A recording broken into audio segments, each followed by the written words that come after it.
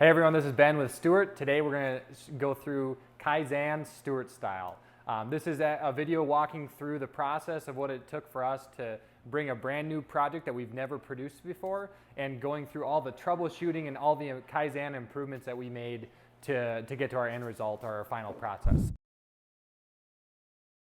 What we're filling today, these are small powder vials, and this was for a brand new project. We've never done this before, so this was a lot of trial and error, and we're going to walk you through the entire process, what we started with and then what we finished with. So to start out here, we put the powder in our auger filler, and then we're going to be filling semi-automatically into these vials. When we first started, we thought we were going to get 5,000 units a day. That's what we budgeted. That's what we told the customer.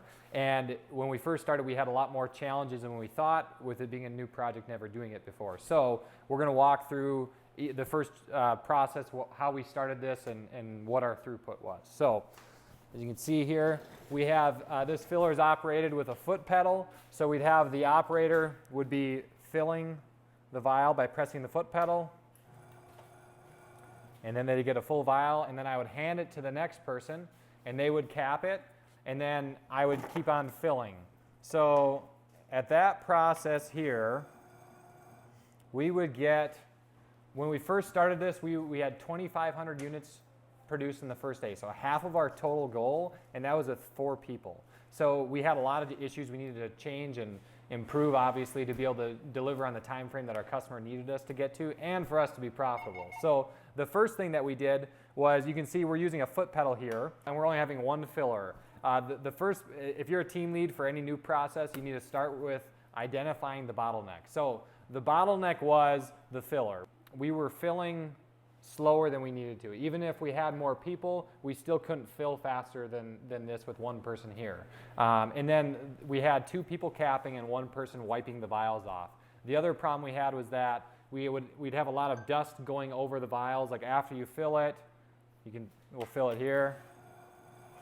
We would have a lot of dust go over the vial and get on the outside of the container, which would make the container look really dirty, and we'd have to wipe it. So that would create over-processing because we're having an extra step of wiping the vial off, and we'd have defects because there'd be dirty vials, right? So we don't want that. One of the first improvements we made was, instead of having one person fill the vials, and basically I'd hit the pedal, it would fill, we'd have some downtime between when I'm filling or handing the vial off to Peter and capping it.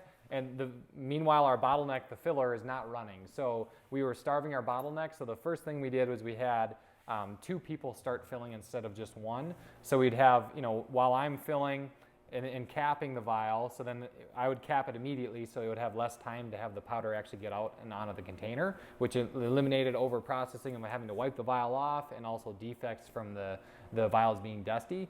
While I'm doing that, then Peter's filling the vial at the same time, which we'll show you here shortly. So that eliminated some downtime. It helped us keep the bottleneck, focusing our energy on keep the bottleneck working as hard as it can. And then a couple things we did was we took our foot switch, we got rid of that instead of using a foot pedal, because every time you lift and hit the foot pedal, that doesn't seem like a lot of effort, but if you do that 5,000 times in a day, that gets really tiring for the operator, and it's one of those things that it bugs you because you're doing it all day, it's fatiguing, and it's going to eventually make you run slower because of that. So we used a button switch, which improves, it eliminates wasted motion. We can just hit the button right there, and then we just cap immediately.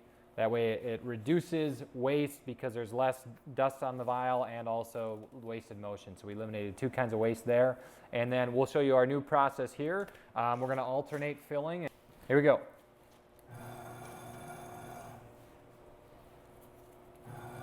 And then we're just capping as we go here, eliminating wasted motion and keeping the bottleneck working all day. So with this process, we actually eliminated 1 person, and instead of having 4 people work on the project, we were able to get by only having 3 people do it. And we went from 2,500 units a day to 5,000 units a day. And so obviously a huge increase there. When you have a line running how it should be easier by the time you're done with it. It's not just by us working faster, it's by us working smarter. And we also made some improvements here. That's enough for now. We made some improvements where, on the tooling, we put some different funnels together so that the powder would funnel into the vial better so it's not so dirty. We put the red caps here. We used to have them up on the table here, and every time you'd fill, you'd have to reach up here, grab it, and cap. Now we have it right at the point of contact. We've eliminated wasted motion. Instead of grabbing on top of the table, it's right there, right at the point of use. And yeah, that was just a couple of really simple things that we did, but it improved our throughput dramatically. And there was a lot of other things we had to experiment and try that didn't work, but this is what we landed on, and it was a good 2-second improvement. Many 2-second improvements added up to get where we're at today. Peter, you were the team lead on this. What did you learn through going through this whole experience on your own? Man, I think that what I've learned is that options are not your enemy. They are potential solutions. So not every option is going to work, Yep. but you're going to have to persevere. Just because one doesn't work doesn't mean the next one won't work. Exactly. And again, you're looking for the 2-second improvement. Right. So you just keep trying and trying and trying.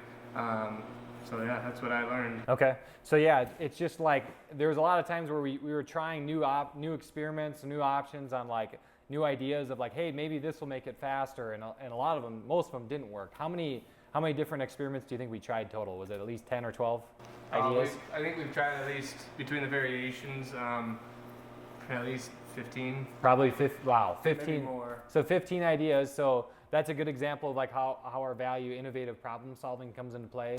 Rather than looking at problems as challenges, we look at it as opportunities.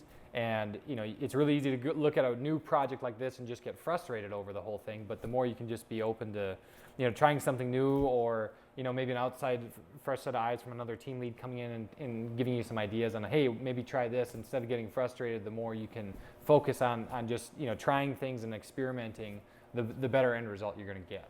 Anything else you'd like to add to that? No, I guess just reiterate what you just said, like fresh set of eyes. I had a couple different people come in and pop in and look at it, and I bounced ideas off of them and was like, what do you think? And they're like, actually, maybe try this, maybe try that. So kind of a group think is really, really useful if you run out of ideas. Yeah, for sure. That's a good point. It's like almost just not even like forcing yourself not to get too prideful about like, well, unless it's my idea, it's not going to work. It's just really easy to do. I do, like, without intention, I'll do that. So that's one thing. Just that's a good point to bring out there. But yeah, beyond that, I mean, like, this is not the perfect system, but this is working much better than where we started. And I think like there's a constant improvement that can be made to this process. But many times we'll get new projects, and this is a good example of like, first you got to identify what is your bottleneck. And rather than if we spent all of our time trying to fix like the capping system to make the capping system go faster, but our filler was the bottleneck, it wouldn't have made a difference. We maybe made one step a little bit more efficient, but in the end result, we're not going to get any more units produced than what our bottleneck is able to do. So we focus on increasing the throughput of our bottleneck first, and then improving what other waste you have after that to make it more sustainable. So that's a good example of what Kaizen Steuart style looks like. If you want to learn more about our company and how we operate and our culture, please like and subscribe, the link below, and we'll see you in the next video.